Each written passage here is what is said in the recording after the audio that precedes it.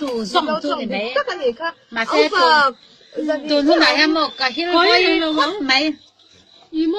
이모, 안 수월. là tao mò 수월 뭘, 안 수월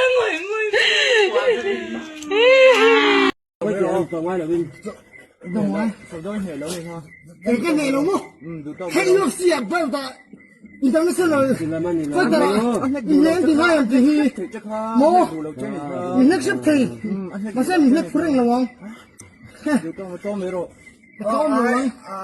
cái nuôi bơi đang lồng sừng sừng to mình là mình cái tên nuôi làm chân thủy ai what theo what language ai what international oh international po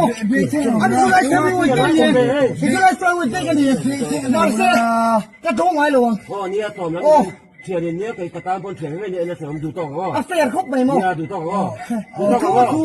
mà sẽ cái chỗ ngoài luôn nia to lắm mà đi đâu cái biển lụt thì chú anh mail chèn ai mi đâu nè ít đi lẽ mà bắt khát cái chú rồi sẽ về đâu đấy bắt cái chú thlak mi này ăn chia tổ là ta cái mua chèn này có khát chỉ tổ bốc xì đâu ngay tâm mày em tia Mga ilo to ka mase ahlimnan